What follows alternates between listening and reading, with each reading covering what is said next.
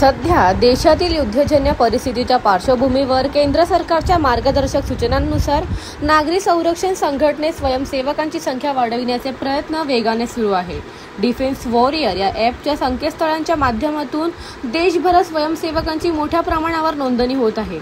या मोहिमेचा भाग म्हणून डॉक्टर प्रकाश कांतीलाल ठमके यांच्या पुढाकाराने दिनांक 27 मे ते 31 मे या कालावधीत नागरी संरक्षण मूलभूत प्रशिक्षण शिबिराचे आयोजन करण्यात आले।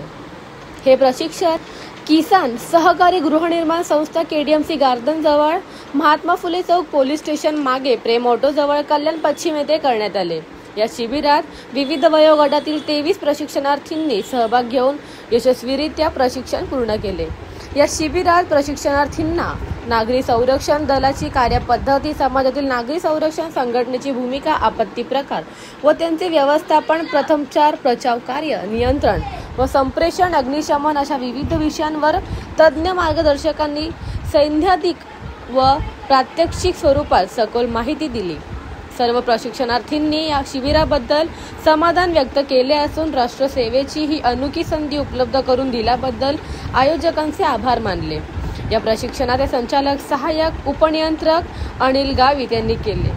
त्यांना उपमुख्य क्षेत्ररक्षक बिमल नथवानी, राहुल घाटवळ, हनुमान चौधरी, शकुंतला राय, संजय मगर, डॉक्टर प्रकाश ठमके यांनी अध्यापनास सहकार्य केले। शिबिराच्या अंतिम दिवशी म्हणजेच 31 मे 2025 रोजी लेखी प्रात्यक्षिक परीक्षा घेण्यात आली। यानंतर नवी मुंबई समूह ठाणे येथील उपनियंत्रक विजय जाधव यांनी उपस्थितांना नागरी संरक्षणाची शपथ दिली व त्यांचे महत्त्व विशद केले। शिबिर यशस्वी होण्यामागे SD एज्युकेशनच्या संचालिका कोमल घावट यांचेही मोलाचे योगदान लाभले। त्यांनी वर्गखोली विनोमाबद्दल उपलब्ध करून दिल्याबद्दल आयोजकांकडून त्यांचे विशेष आभार मानले। The bureau report, discovery TV news. नमस्कार, माझं नाव डॉक्टर प्रकाश कांतीलाल ठमके। मी कल्याण सिव्हिल डिफेन्सचा मानसेवी निदेशक असून सध्या आपण गोलपनगर परिसरामध्ये या नागरी संरक्षणच्या प्राथमिक पाठ्यक्रमाचं आयोजन केलेलं आहे। हा पाठ्यक्रम आयोजित करण्यामागचं मूळ उद्दिष्ट हेच आहे की सध्याची आपण जी युद्धजन्य परिस्थिती पाहतोय, तर त्या युद्धजन्य परिस्थितीमध्ये केंद्र शासनाच्या आदेशानुसार आपल्याला नागरी संरक्षणाचे जे सदस्य सभासद संख्या आहे तर ती वाढवायची आहे, भर द्यायचा आहे। तर त्याच्यासाठी हा आपण प्राथमिक पाठ्यक्रमाचं आयोजन केलेलं आहे।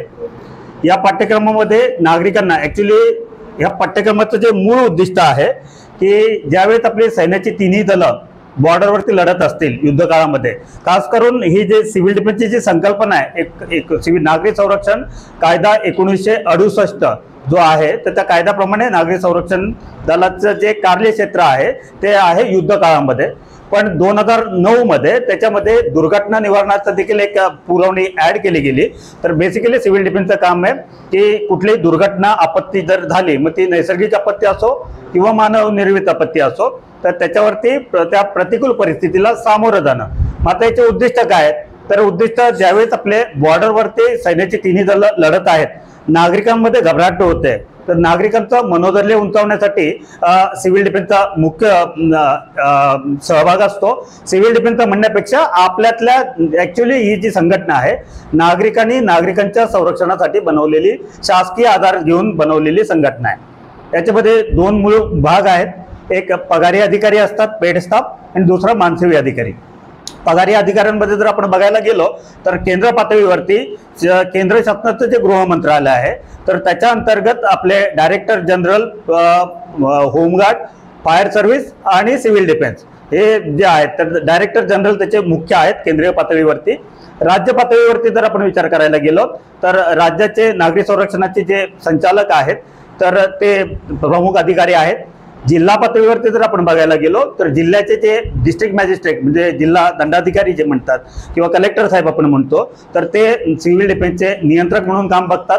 पण कलेक्टर साहेबांना बऱ्याच जबाबदाऱ्यांना सामोरं जावं लागतं, तर त्याच्यासाठी सिव्हिल डिफेन्सचा प्रत्यक्ष कारभार जो बघितला जातो तो नागरी संरक्षणाचे जे उपनियंत्रक आहेत, तर सध्या त्या उपनियंत्रकाचं जे काम आहे माननीय विजय जाधव साहेब जे आहेत, तर त्यांच्या अनुमतीनेच हा प्रशिक्षण पाठ्यक्रम जो आहे आपण सुरू केलेला आहे।